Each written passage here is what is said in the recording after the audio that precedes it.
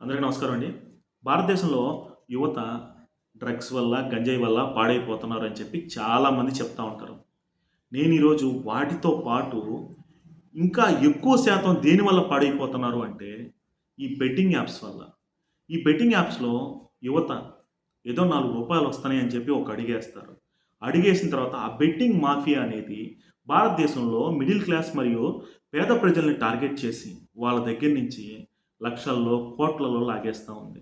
అప్పులు చేసి గానీ, ఇల్లులు తాకట్టు పెట్టుకొని, బండ్లు తాకట్టు పెట్టుకొని, రకరకాలుగా ఎన్నో కష్టాలు పడి డబ్బు సెట్ చేసి ఆ యాపుల్లో పెట్టి భారతదేశపు యువత కొన్ని కోట్ల రూపాయలు పోగొట్టుకుంటా ఉంది. వీటిపైన ఖచ్చితంగా కేంద్ర ప్రభుత్వం అనేది ఒక కఠిన నిర్ణయం తీసుకోవాలి. తీసుకోకపోతే ఎన్ భారతదేశ అభివృద్ధికి యువత అనేది చాలా అవసరం. అటువంటి యువతని మనం నష్టపోతాం. ఎందుకంటారా? మనం గమనించినట్లయితే ఇందులో నష్టపోయినోళ్ళు చాలామంది సూసైడ్ లెటర్‌లు రాసి ఫ్యామిలీస్‌తో సహా ఆత్మహత్య చేసుకొనున్నారు. ఇటువంటివి మనం చాలా గమనించాం. మన 2 తెలుగు రాష్ట్రాల్లో చూసాము. భారతదేశం మొత్తం మీద కూడా చూసాం. కానీ ఇప్పటికీ కూడా ఒక ఒక వ్యవస్థ అనేది ఇప్పటికీ కూడా కేంద్ర ప్రభుత్వం దీనిపైన పెట్టలేదు. ఏదో 2000 సంవత్సరంలో ఏదో ఒక ఐటీ యాక్ట్ అయితే తీసుకొచ్చారో, ఆ ఐటీ యాక్ట్‌లో ఈ కార్యక్రమాలు నిర్వహిస్తూ ఎవరైనా దొరికినట్లయితే రూ. 1,00,000 ఫైను, 5 సంవత్సరాలు జైలు శిక్ష అన్నారు. దాన్ని సరిగ్గా ఇంప్లిమెంట్ కూడా చేయలేదు. నేనైతే నరేంద్ర మోడీ గారికి ఒకటే చెప్తూ ఉన్నా. మోడీ గారు, మీరు వాటికి, వీటికి ఉచిత పథకాలు అయ్యి, ఇయ్యి ఇస్తారో ఇవ్వరో మీ ఇష్టం. కానీ యువతని సరైన గాడిలో పెట్టగలుగుతారు. ఎందుకంటే మన భారతదేశంలో ఇప్పుడు 5G టెక్నాలజీ అనేది వాడుతూ ఉన్నాం. సరైన సాంకేతిక నిపుణుల్ని వీటిపైన పెట్టండి. పెట్టి బెట్టింగ్ మాఫియాని ఏరులతో సహా పీకమని చెప్పండి. కరెక్ట్‌గా ఒక్క నెలలో మొత్తం క్లియర్ అవ్వద్ది. అసలు ఎందుకింత జాప్యం జరుగుతుందో నాకైతే అర్థం కావట్లేదు. మన పక్క దేశాలున్నాయి. దుబాయ్‌లో ప్రోన్ వీడియోస్ గానీ, లేదంటే బెట్టింగ్ యాప్ వీడియోస్ కానీ క్లిక్ చేయాలి అంటే పోస్తారు. ఎందుకంటారా? ఇట్లా క్లిక్ చేయగానే అట్లా ఎత్తుకుపోతారు. ఆ విధంగా ఉంది అక్కడ సిస్టమ్. మనం గూడా మన సిస్టమ్‌ని ఆ విధంగా ఏర్పాటు చేసుకోవాలి. లేకపోతే అటువంటి కఠిన నిర్ణయాలు తీసుకోకపోతే మన యువత మనకి దక్కదు.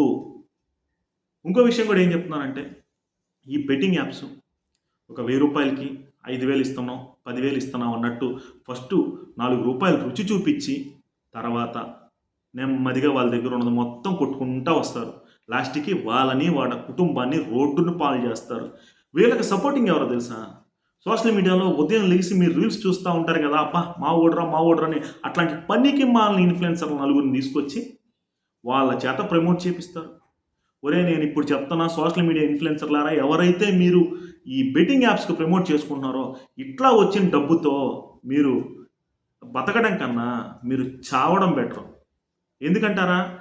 ఏది అవసరమో, ఏది దేశానికి పనికొస్తదో, ఏది యువతకు పనికొస్తదో, యువత మీరు ఇచ్చేదాన్ని ఇన్స్పిరేషనల్‌గా తీసుకోవాలే గానీ, వాళ్ళ జీవితాలను నాశనం చేసుకోకూడదు.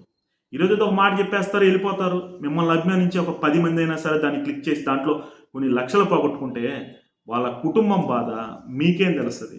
హ్మ్. ఇటువంటి ఊబిలో ఇరుక్కున్న ప్రతి ఒక్కళ్ళకి నేనేం చెప్తున్నానంటే, ఇదిగో ఈ నష్టం జరిగింది. ఇంత నష్టపోయానని చెప్పి మీ కుటుంబానికి చెప్పండి.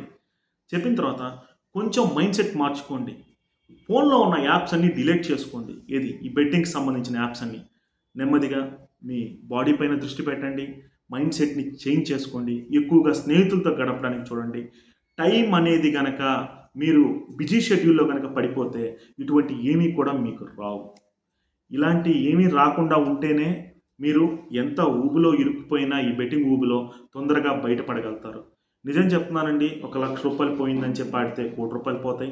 రూ. 1,00,000 పోయాయని చెప్పి ఆడితే 10,00,00,000 పోతాయి. ఇదంతా కూడా పెద్ద గ్యాంబ్లింగ్ గేమ్స్.